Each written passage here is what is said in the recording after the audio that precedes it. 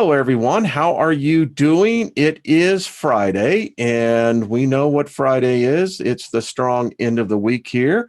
And this particular Friday is even more exciting. We have a very special guest that I am excited to have her back. And it's been well over a year, so we've both had a chance to progress on this thing called the journey of life. Please welcome Lisa Barnett. How are you doing? I am fabulous. Thank you, Wayne. I'm excited to be back with you today. It is great. And I know that there is a lot of people who have been waiting for this. So let me just invoke favor upon everybody. That's what I do here.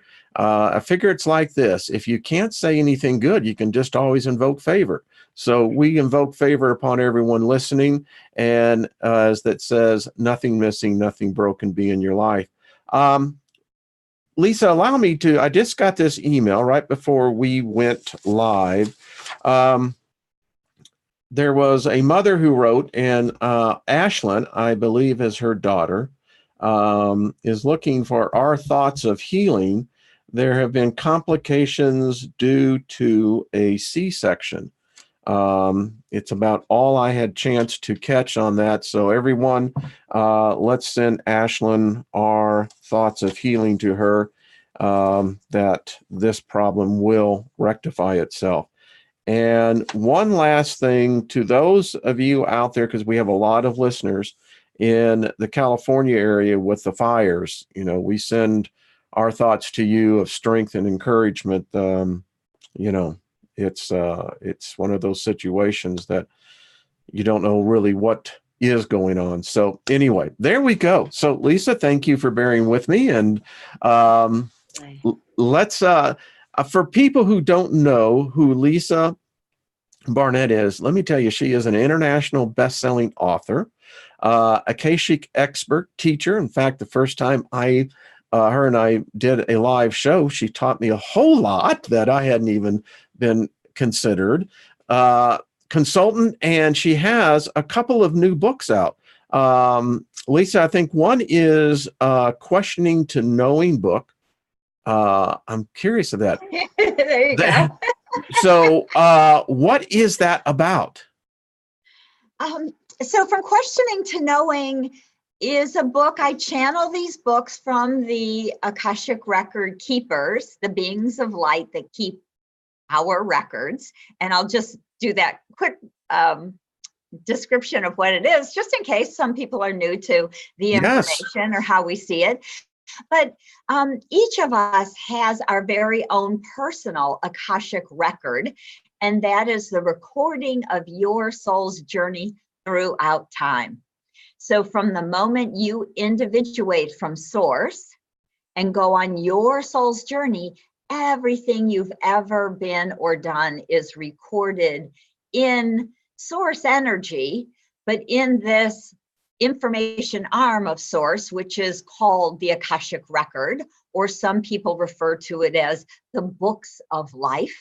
Mm-hmm. And so everything you've ever been is written or recorded. So, now I like to think of it as like a huge video library. It's probably something on a photon level, that we haven't even discovered yet. Right, exactly. But so everything you've ever been on this planet, of course, on Earth, but it's not just here, it's other planets, other dimensions, life between lives, everything you've ever been or done in this huge billions of year journey is recorded and stored in your Akashic record. And there are record keepers to help you find the information you're looking for. So, right? Each person has their very own group of record keepers. So you can imagine it as having your personal library and your personal librarians. So these beings of light have never been human. They are here to support really only you. So you have your own set of Akashic record keepers.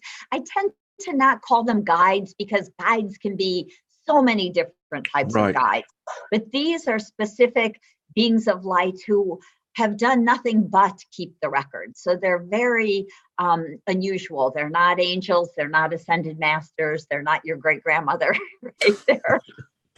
And some people don't even know who their grandmother is. So it's like, so, yeah. One of the questions I get a lot of times, Lisa, is, so what is the purpose for these records? What are they there for? Yeah. Great question.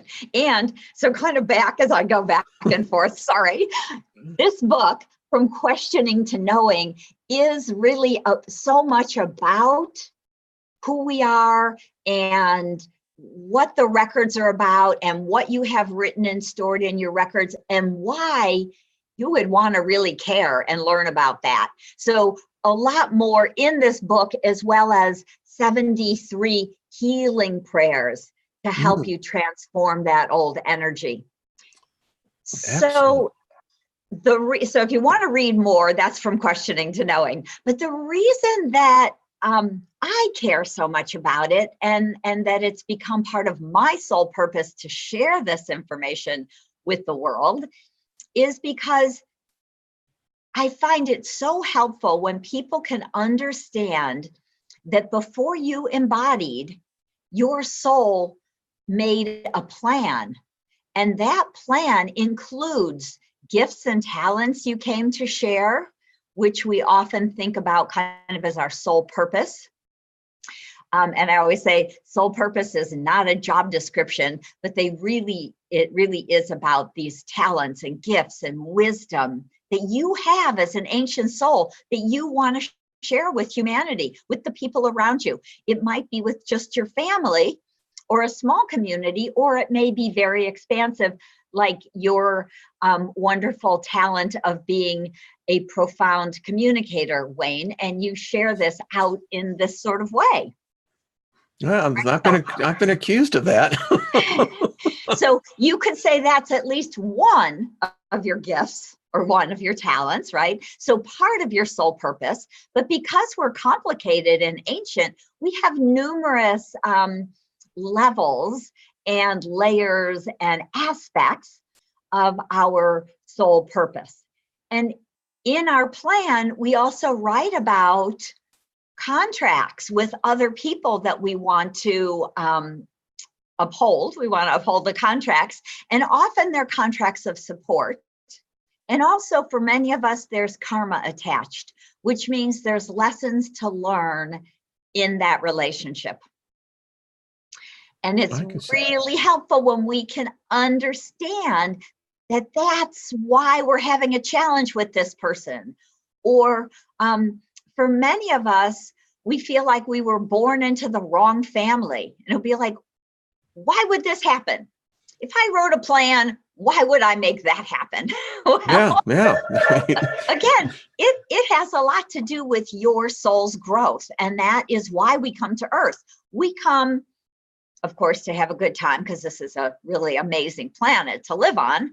But we really come to learn and grow as a soul so that we can give our gifts and talents to other people in other lifetimes and eventually in other places, realms, and dimensions, because we are multidimensional beings. You know, I see so many people, particularly, I would say, the youth, those in their 20s and 30s who, well, maybe it's every generation, Lisa, that struggle to really find out, well, what is my purpose? Why am I here? I mean, is it to, endure hardships?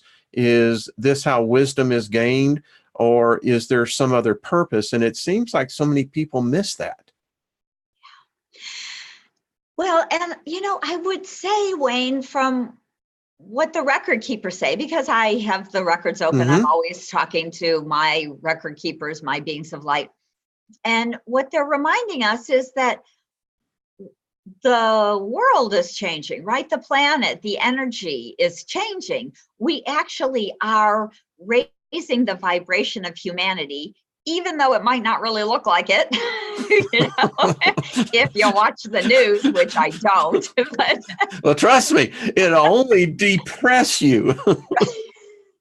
yeah, I got rid of TV almost 20 years ago. Maybe it's only 15 or 18 years ago. But I realized, I had 3 little kids, and I'm like, I do not want them watching this garbage. I am just unplug the cable, and then we can choose movies that are appropriate, or books.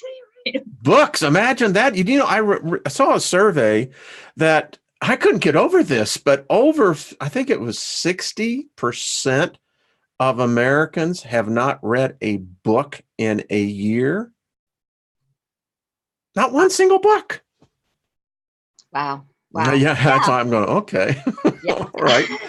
But and I have stacks and stacks of books that I'm kind of multiply reading at different times, and there's stacks on my bedroom floor. And you would fit in quite well in our tribe. I mean, it would be this, there's a lot here as well.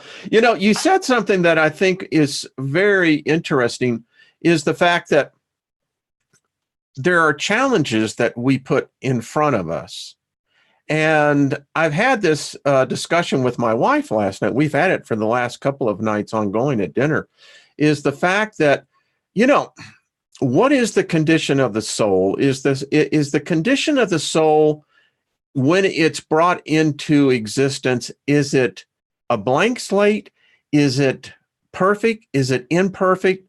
And how does that determine how we go about these? Because I can't think that I am limited to this lifetime.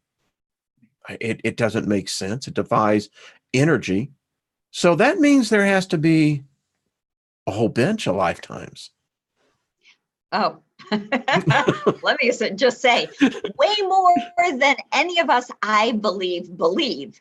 And this has even been something that I've been paying attention to personally over the last, of course, a lot of years, because when I read the records, even in my youth, because I was born very awake. So when I was 3 years old, I could remember not being in a body. And I realized at 3 that I was actually trapped in this physical form. I was like, wow. Oh, crap. Here we go again. And I told my mother I wanted to go back. I was not happy at all. I'm like, I want to go home. And my poor mom is like, you are home, honey. It's like, darling. Go home. What does that mean? I was born to agnostics. So oh, that's very fortunate. It was very fortunate. Absolutely. Wise choice, Lisa. Wise choice. I chose, yeah. I chose very. Could you imagine to being in Catholicism? Right? No, I've saved myself years of healing and clearing, let me just say. I bet you did. As I often said, sometimes you just have to get the weed whacker out and make the path first. Right? Metaphorically. Absolutely. And I am so with you there. And I spend so much time, because I do Akashic record reading and healing sessions with my clients. And I spend just so much time clearing past life vows of poverty that come from spiritual lives. The energy and dogma of being a sinner, which is not only from having gone to, church or like a Catholic school or all of that kind of thing, but the dogma is also, of course, in our collective consciousness, because we have so many religions with so much dogma, which all of it tends to go, you're all bad,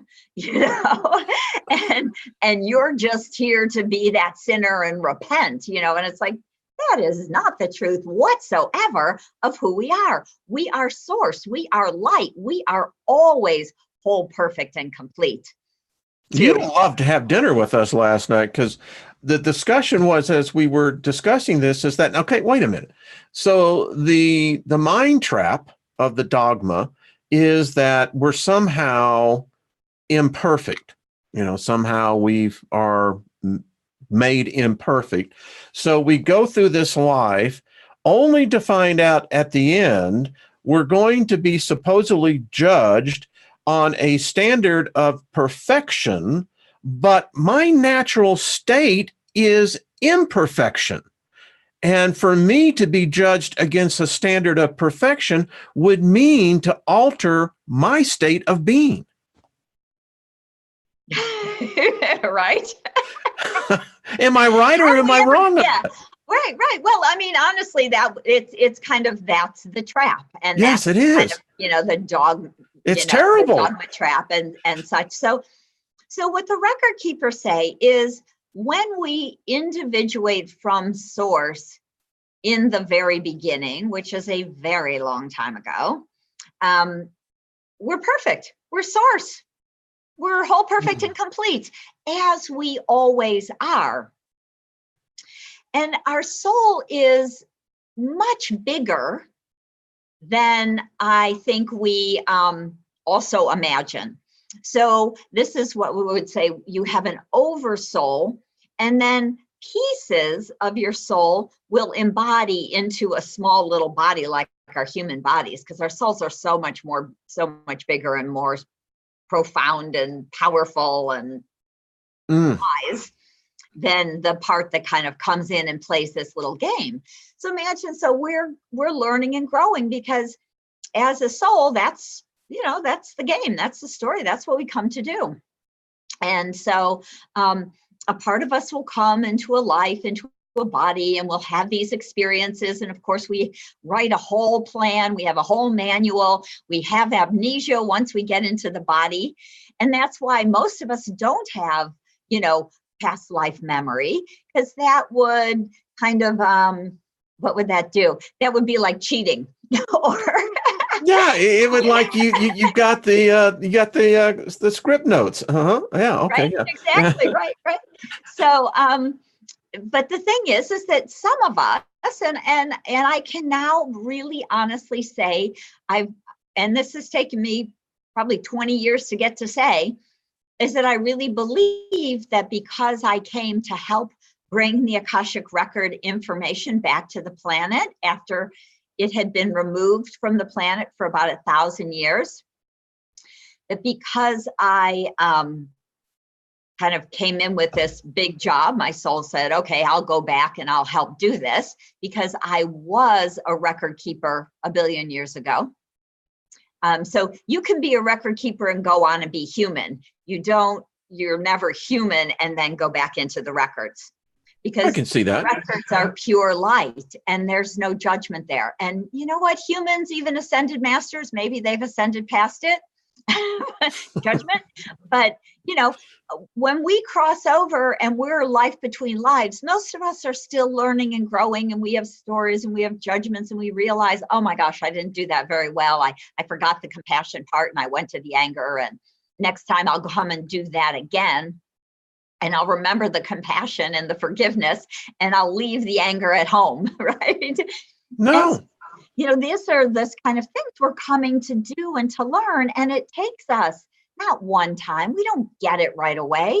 It might take you 10 or 20 or 100 times of practicing that to go, okay, I can be human and be kind and loving. And of course, I maybe am hurt or upset, or I have some emotions in here, but I can override with a little love and compassion and understanding for people.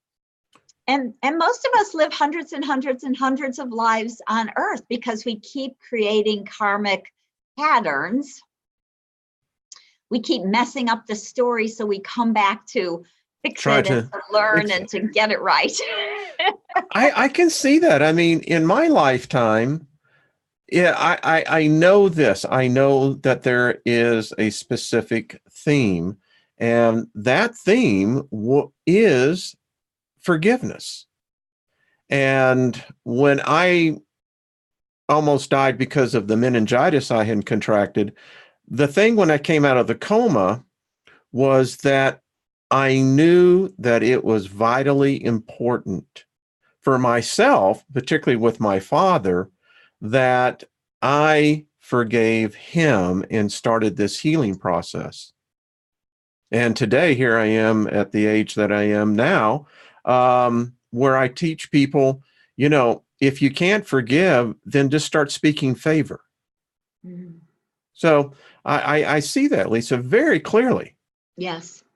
Well, and thank you, Wayne, because it's such an important piece of information that what the record keepers tell us is that forgiveness is absolutely kind of the path to everything, the path to awakening, the path to deep understanding, the path to the higher vibrational energy, the path to grace. And so through love and forgiveness and compassion, we really are ascending. That's what we're doing. And we're waking up and we're sharing that light with other people. And it truly is, according to the Akashic Records, really the highest path that we can take. And if everybody could understand and do some simple forgiveness work every day, it would transform your life. It will transform your life. And so, the record keepers have given me a beautiful forgiveness prayer, which has 3 parts, because it's important that we forgive those who have harmed us. And it's important for us to forgive ourselves for harming other people, because we all do it consciously or unconsciously.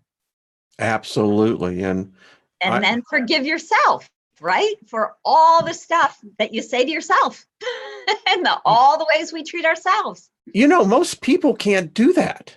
I know. It is literally, I get emails all the time. And when I read this, many times it's coming to my spirit, my soul, that what's the root cause here? And the current going through this is the lack of self-forgiveness. Yeah. I mean, so many people. I know I was that victim for decades. I look back, Lisa, and I say, gee, if I could just have of those 10,000 days back, where I didn't live in this paradigm that every time I made a mistake, I was my worst judge and executioner. Yeah. I condemned myself for so long, so many years. It's a cancer of the spirit. Well, and wow, where the hell did that come from? Because it's somewhat what I was thinking, honestly. Yeah. It's like, and then we wonder where all this illness comes from. Yeah. It's all of this pain. When we tell ourselves how bad and how wrong we are, our body takes it seriously, and it's going to show that to you. Mm-hmm. And so if you're saying you're bad, you're wrong, you're terrible, your body is going to show that in forms of illness. And, all of that emotional pain and trauma and anger that we express internally to ourselves. Yeah. Yeah. That's what our body is trying to help us to, outpicture whatever it is we're thinking and feeling. And this is why our words and our thoughts are so important, because the universe is here giving us what we're asking for in so many ways. But most of us are unconsciously asking for things that we don't really want, right? Yeah, but there's a difference between what you need and then what you would like, I had this epiphany in my meditation this week that we live in a materialistic world where that virus is infected, virtually all humans. It's when you begin to separate yourself from the fact that you have the necessity for material things, but it does not have to become what we would call your ism. That becomes your total focus. Right. And it weighs the spirit down, Lisa. Oh, absolutely. And actually it causes kind of makes us ignore the spirit. Right. So we've misaligned. And then again, we wonder why things don't feel right or why things don't show up the way we really want them. And part of it's because we have aligned to, physical stuff. I mean, I have a nice house. Yeah, there's nothing wrong with nice There's nothing things. wrong with stuff. But when your whole focus is that, then, then there is no soul, there is no heart in your life, right? And so you're creating kind of from a place of lack and of emptiness and of really being lost in so many ways. And instead of from, joy and love and We saw gratitude. we saw a video of a 2-year-old getting her a birthday card, right? Mhm. And she's getting the birthday card and she says, "Oh, this is from grandma." She says, "I wonder how much money is in there." And so this is a 2-year-old, and maybe she may have been 3, but she opens the card and she literally said, "Crap, there's no money." And I'm thinking, uh-oh. I mean, it's yeah, anyway. Well, right. It's all taught, right? All It that kind of is. stuff is learned, because when I was 3, I was thinking, wow, I'm a soul trapped in a body. I know. I could care less about money. Kids don't care about money unless their parents are saying, how much money did grandma give you? Oh, what did you get? Oh, is that expensive? Where's the money? Where's the money? Where's the money? Yes. So, I mean, that's so learned that you're like, whoa, that's very sad. But then you have to think about it in another way, because here we go back to your soul made a plan, and your soul plans the challenges that you That's what I have. saw, Lisa. Right when you spoke it, I was seeing it, that person probably set herself up for the challenge later in life. Right. Yeah. So however that shows up, so either this little soul will wake up early and teach her parents that money is just an energy, and that really the energy of love and grace and compassion and forgiveness are really the energy that is important, not the monetary energy. And so, she may be here to wake her parents up, or who knows what that whole story will become. Because Yeah. some younger souls, you learn about the money first, and then sometimes they're amazing creators because they have a lot of third chakra creative manifesting energy, and they become very wealthy, and it's fabulous, right? I mean, I think it's all good, because it's just I had all never a looked at game it. we play, right? Yeah. I think it is good. I mean, Yeah. in that aspect of learning that, because it comes down to that philosophical discussion then, well, what is moral? What is morality? Who determines where the center of the morality compass starts? Well, I mean, I believe in the higher planes, there is a Oh, real I plane of agree. truth, right? Like you Yeah. have a truth with a capital T. But part of the things that, that the record keepers always say, and just that I know in the higher vibration, is that we are always whole, perfect, and complete, no matter how you judge yourself. And that everything really is energy, and money is energy. And so an equal and equitable exchange of energy, however that is in your world, is always perfect, right? So it's not for us to give everything away for free because we want to be a martyr. It's about creating balance in our lives in all ways. And it's giving love and being able to receive love, because you could give love forever and feel just lonely and destitute and empty, because you're not letting yourself open to receive it back in.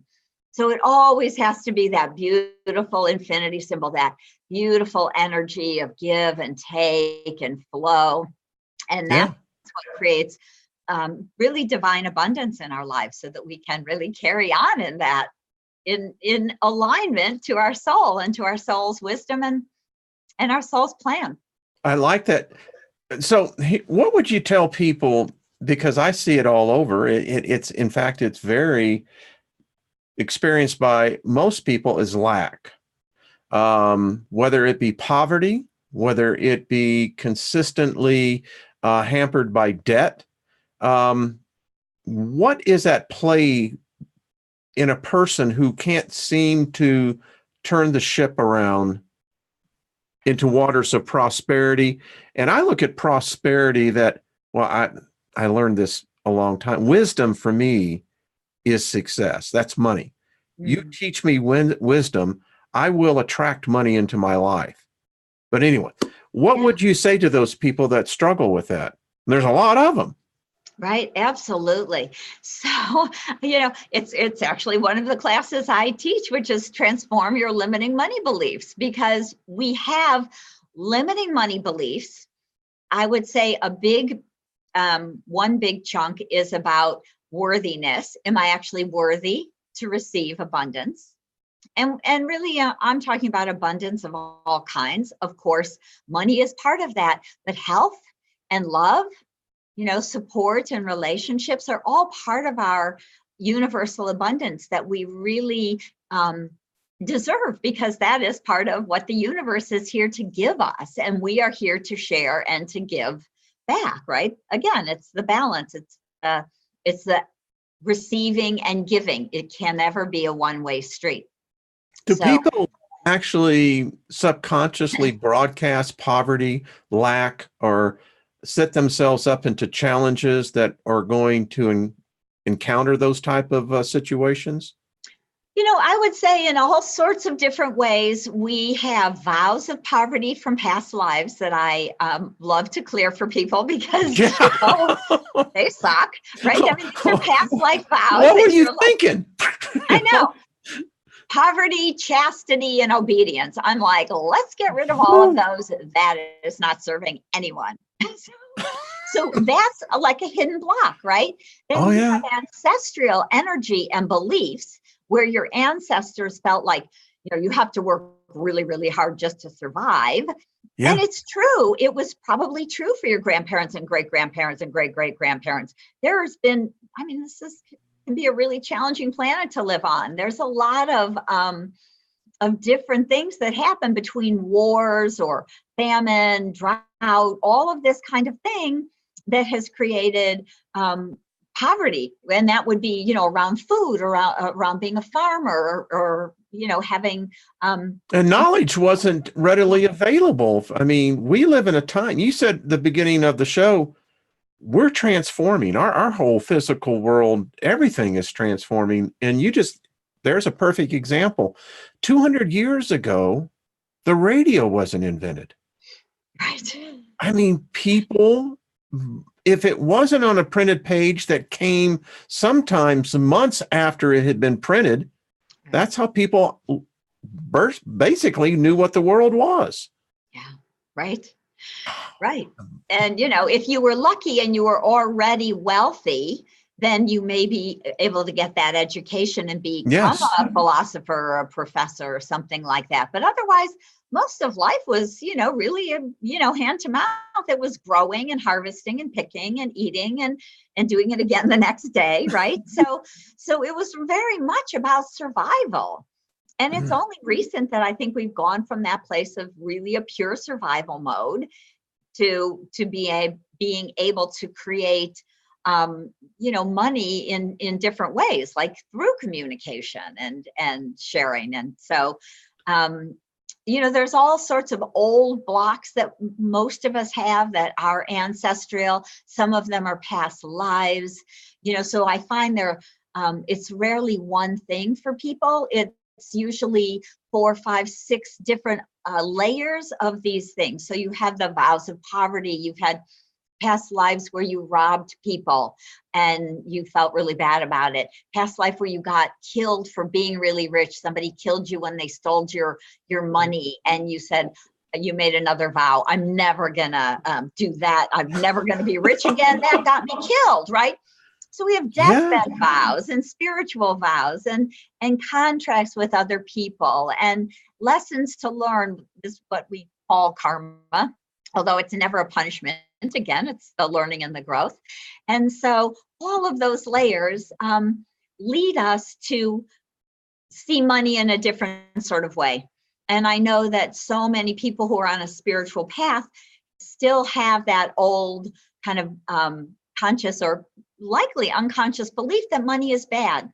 if you have money, it's because you're greedy or you stole it or you're part of the mafia. I mean, there's a lot of energy, collective energy around the fact that money is bad. You get it in a bad way. The only way you got a lot of money was by being a thief or something like that, right? And of course they ignore the seed time, harvest time principle, Right. Yeah. Right. And money is very much attached to that. It's a tool, but yeah, it's one that either you master or it's going to master you. Right, Yeah. right. And as we start to, especially, as we are stepping more fully into the realization of being souls having a human experience instead of just being a human, right? As we start to align more to our soul plan, to our soul contracts, to the energy and wisdom from our Akashic record keepers, to really align to and reclaim our gifts and talents so we can use them and access them and share them, then we start to move out of the old stories about what money is and how we make money. And we start to move into a place of just greater energy exchange. And we can share our life and our gifts with much easier, much more ease and grace in that way, where it's like, I'm just here to share this wisdom and information so freely in books and such. And I also teach people how to do this work for themselves, because I believe it is important for us to be able to understand our own soul's plan and our life challenges. We planned a lot of those challenges. We planned those terrible parents or physical health issues or whatever it might be for us. And Lisa, we planned to learn. The thought as you were talking was hitting me on this as I was thinking about this. The Earth, yes, we know it's billions of years old, but it's only been capable of sustaining life to our knowledge, let's say in the last 500 million years thereabouts. So it brings, as you were talking, I was suddenly asking the higher sources, okay, now wait a minute. Are we like nomadic cosmic collective intelligence that we move through the universe, because the Earth hasn't always been here? So that means neither have we. Right. Oh, right. So are we just merely in a phase where we're feeding into the opportunity of this planet, because at this particular time, the planet can, sustain that? Eventually, Earth is going to cease, right? Which means we're going to have to migrate on. Wow, I'm sorry. This is an absolutely wonderful conversation. Are you seeing what I'm saying? Oh, absolutely. We do it more specific to our soul than as a big group. So it's not like we're all humans and now we'll all move to another planet. So when I read people's records, and a lot of people are starting to use the word things like star seed. Are you a star seed? You come from another planet. Well, honestly, I don't know that I've met very many only humans in my life. We can't be just humans, Lisa. As I'm thinking about this now, it means, and I can see that. I could see where souls in the ethereal highway could see Earth as an opportunity. Right. And absolutely. Yeah. Yeah. Yeah. And that's why we come here, because it's not an easy opportunity. Boy. This is like, we're going to Earth school, right? You could live on Sirius or in the Pleiades or on, in Arcturus. There's all sorts of planets, planes, and dimensions that, the Andromedan galaxy is a popular place to come from.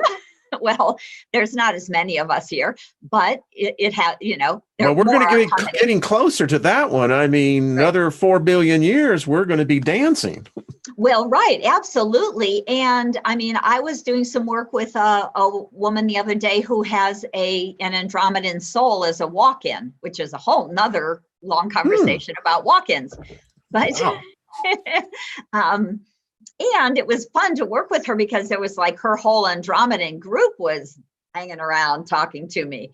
And I was like, wow. And as a matter of fact, even on my computer, it was funny because I was on Zoom, but I could see my background kind of behind the Zoom picture.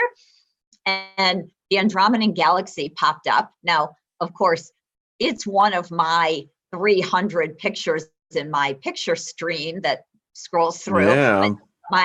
The Andromedan galaxy, and I didn't even know what it was until I went back and looked up what is the Andromedan galaxy, because I got this galaxy. I'm like, okay, you guys are in my computer. We're everywhere. Right. So we're so multidimensional, and we come here. So this is why it's so interesting when you can read your own records and realize that you've lived on Arcturus, part of the Arcturian plan. So souls that resonate with Arcturus. Arcturus had been a warring planet, and they so kind of vis-a-vis Star Wars. And so they eventually walled themselves off to become peaceful, and they eventually woke up. So they went from war to peace to awakening. And that's what we're trying to do on Earth right now. And so there's quite a few people here who have been souls on Arcturus also. And that's part of their reason for wanting to embody on Earth now, so that they can help us to move from peace to awakening, from this war to peace to awakening. Listen, I support any of that. And Yes. so, because, now I can see what does a person gain? What do you see after a person has a session and begins to see what their Akashic record is? Does that, I would imagine it profoundly must change their lives. Yes. Slightly. We're so unique. Everybody is so unique. I have to say, I feel very blessed. I did a session with a woman yesterday who is in the corporate world, but she knows there's more, and she's on a spiritual path. And the record keepers really said to her, you are here to communicate love and compassion into the business world, into the corporate world. So her path is about writing a book about compassion in business, and to start to speak about that in different, corporate events and such. And it's needed. It is very needed. And it's brutal. She could feel it, right? So I go and I clear the stuff that doesn't, that's blocking, and the fear and the trauma from all those lifetimes in which we get killed for speaking our truth, or for being a philosopher, being an inventor, creating something that's out of the box, and we're run out of town, or we're killed, or we're locked away as some heretic or witch, So, we have to clear a lot of that emotional pain and trauma so that we can access that truth. And so when I do Akashic Record sessions, I do a lot of, it's like, what's the information? What can we clear and release? How can we retrieve that soul piece or splinter or gift so we bring it present into the body now? Okay. And so that's all part of the way I work. And I think for most of us, not only are we ancient souls, so we have a lot of old baggage that we're dragging along with us. And most of us, I'd say most of the people I work with are 40, 50, 60, 70. And we see things. Whole lifetime of building up stuff. So I mean, I'm 64. I'm gifted with, youth in many different ways, but I meditate a lot on the path that I have taken and the choices that I have made in life make perfect sense to me.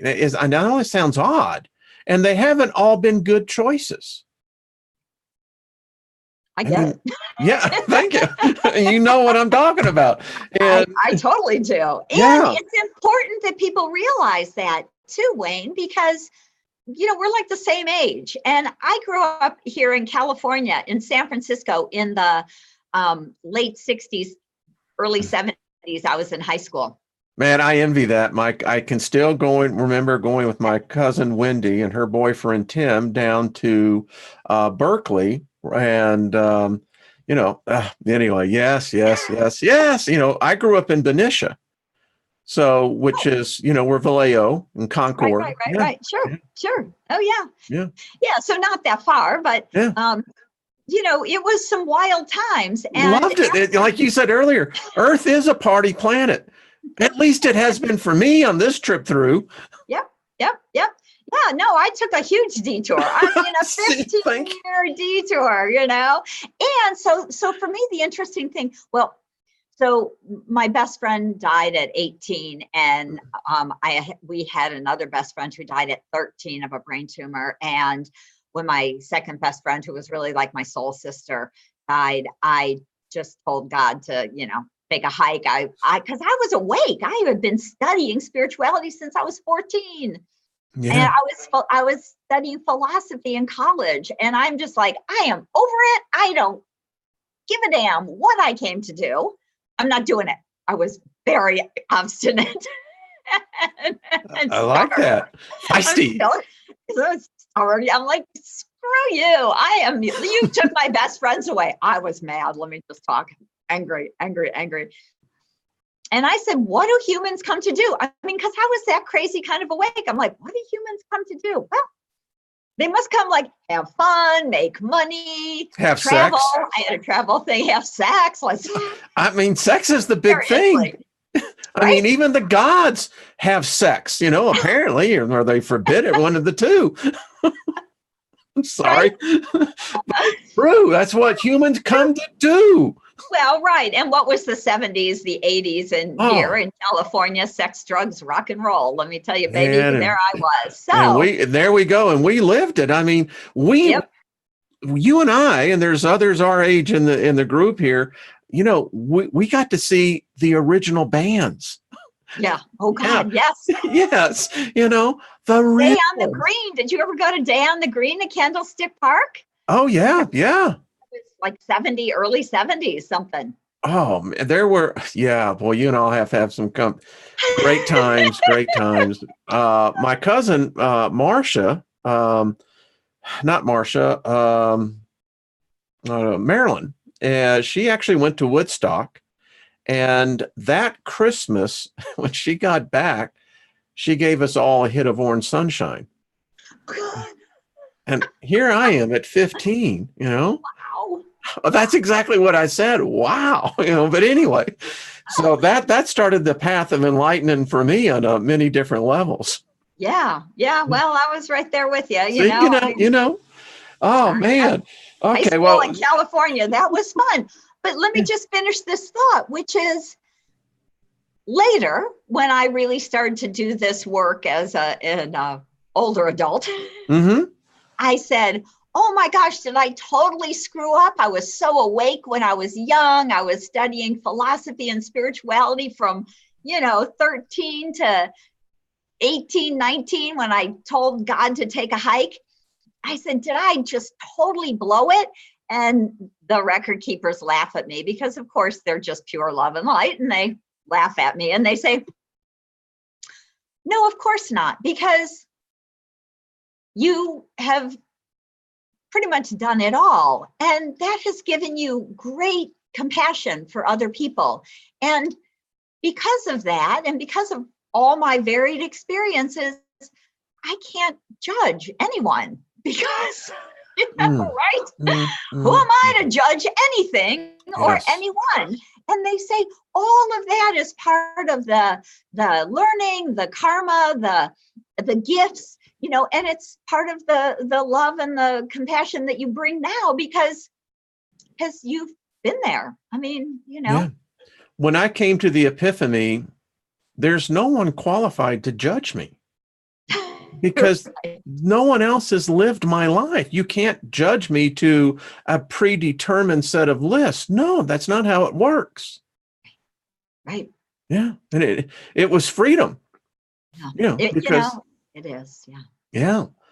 Wow. I mean, this has just been, it's so profound when you think about this. I have learned so much, and I'm going to be doing a lot of writing on my whiteboard, because the thought now that you have brought today, Lisa, is just wonderful, is the fact that I had never considered the fact that I can't be human. That is, boy, that alone is going to blow a lot of people away, because that is indicating then my finite existence is tied only to this world while it has been able to sustain human life. Right. Lisa, to me, I mean, this is profound. Yeah. Right. We are all galactic beings. We are all star seeds and beyond. Wow. And so I would say that many of us have had lifetimes in the angelic realms, other places, planets, and dimensions. Some of us have been in the elemental realms, in the fairy realms, in different times and places. You just there's answered so another much question more for me. If perfection exists, then what else is there? And now you've said something that really makes sense. It seems like that, yes, I could see why some of us could have been angelic beings and coming back through, because if you've known everything, then there's nothing left. Right. Oh. But imagine, here's an interesting thought about the angelic beings. So the angelic guides, all of us have at least 3 angels with us in each lifetime. Okay. And those are not archangels. These are just our guardian angels. But that means if there's 7 billion people on the planet, that means there's 21 billion guardian angels, right? Yeah. And so the way it works is that when we as a soul have been around long enough that we can understand and help humanity, which might mean that you're a pretty awake human, and instead of going on to hang out on a heavenly beach or in some life between life scenario, you say, I'm going to be a guide, a guardian angel. I'm going to go watch over my people, all these soul family members that I love. And so I'm going to be here and help them from the other side. And then we come back and we do it again. We've learned more stuff from the other side because we can see a bigger picture when we're looking at, our human family. And then we go, okay, I got it now. I'm going to go try it again. I know I can get it right this time. I learned more. And so we do again and again in these different sorts of ways. I see it. I mean, as I guess I was 12, I started playing the clarinet. And, you don't get proficient on that thing just because you blow through it the first time. Right. Yeah, it just doesn't work that way. And why wouldn't it be the same in life and through lifetimes? Yep. And I'm still going to be thinking on this whole concept now. Eventually, Earth will cease to exist. And that alone, and like I said, you have given me so much today, Lisa, that I don't know how to repay you. This is good stuff. So you also have another book, right? You have, I do. Which one is that one? So let's see. Yes, the Akashic Records. Yes. Yeah, the Infinite Wisdom of the Akashic Records. This is actually a how-to book. This is my 5-step wisdom prayer system, which will actually teach you how to access your own Akashic Records. So it's a great place to start if you want to play and start moving into your own Akashic Records, talking to your Akashic guides. Oh. Yeah, and I'm pulling up your website right now. Yeah, I'm like, Yeah. Yeah. And so Um, you can see, right? yeah. If you come to my website, there is always a free gift for you there. So just sign up and you'll get a free meditation to download. You could click here for readings and healings, workshops and classes, other meditations and such. There's my books, upcoming workshops. I have So course these are one online. all online. Yep. Yep. Excellent, excellent, excellent. And I have the link down below as well. And I have a feeling that you may, and I know a very dear, dear friend of mine who did a session with you and just, you know, sh- um, she has sang your praises. And, it's something that, so folks, this is something to look into. And it's something that, yeah, check it out. Definitely. Um, wow. Lisa, this has just been an exciting, exciting hour. Thank Wow. you. I've had fun. I'm glad you did. If you came on and it was sad, I'd be going, no, I'm sad. And there are so many people here that are, I know the chat room is just going crazy. So, you know, I can't read that and drive the bus at the same time. I know, right? Oh, Too complicated. Too it complicated. is. It is complicated. It's nuts. And so as the hours just gone by, as we kind of close this, I'm going to let you do it. I mean, you have the floor and speak your heart. Thank you. Thank you. Well, I want to thank you for having me on to share this information and wisdom.